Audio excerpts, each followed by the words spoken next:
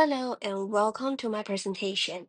The title of my talk is Unequal Participation in Online Collaborative Learning. In this presentation, I will explore why online collaboration often feel unfair and how we can design learning experiences that support more balanced and visible group work.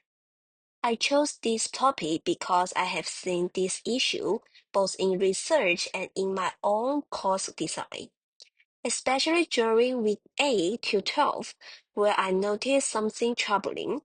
Some students were very active, while others barely participated. More importantly, much of the real work, like organizing meetings, resolving conflict, or offering emotional support, were completely invisible. The kind of invisible labor is essential, yet often goes unrecognized, which leads to frustration and a sense of unfairness. A useful metaphor here is the iceberg. What we see, the final output is just the tip. Most effort remains hidden beneath the surface.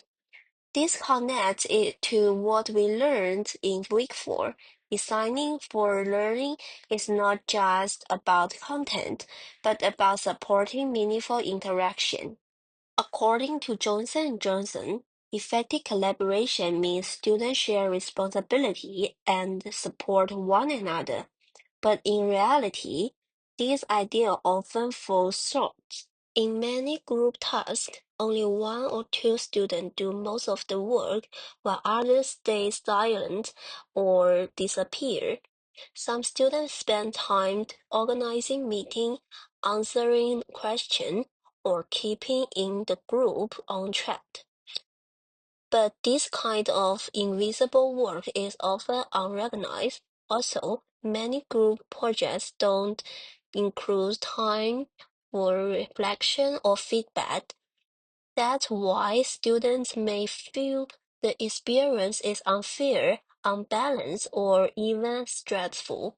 The gap between ideal and reality is what this presentation wants to explore and solve through better design. Three key studies helped me understand this gap. First, Bradley et al. Find that when group roles are unclear, some students do all the work while others engage. Second, Creighton et al. Argue that social interaction doesn't happen naturally online. It needs to be deliberately designed. Third, Capsofaro and Romero discovered that perceived unfair harm not only performance, but also motivation and emotional well-being. This insight led me to key conclusion. Unequal participation is not just bad luck, it's a design problem. To address this, I developed four strategies. First, design for accountability. Assign clear role, require individual deliverable, and use peer evaluation so everyone contributes meaningfully. Second, foster interdependence and collaboration skill.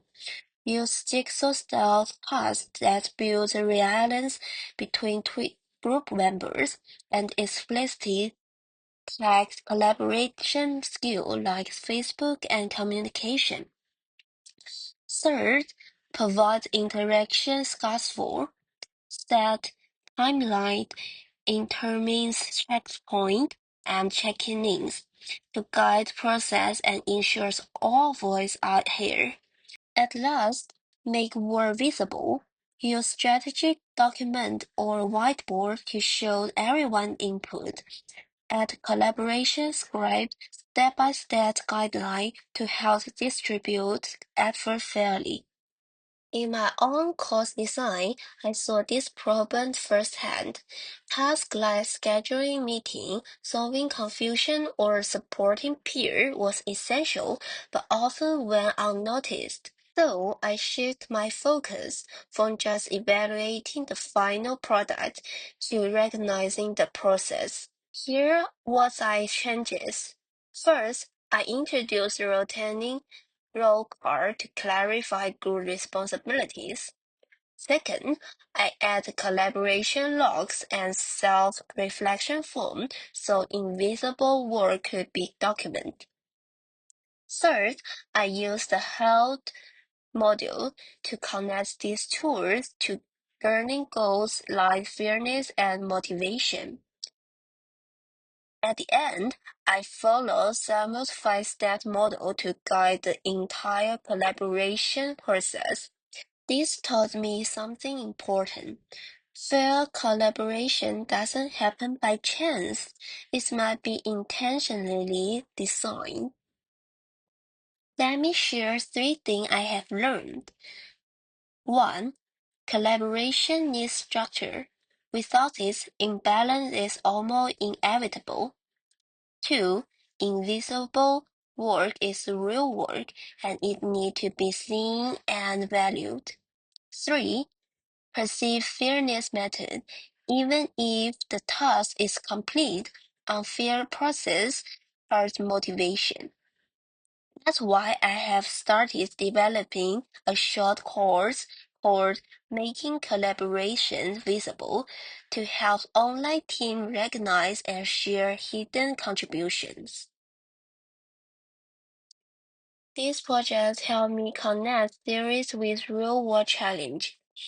I improved my reading, design, and visual communication skill, but most importantly, I learned this.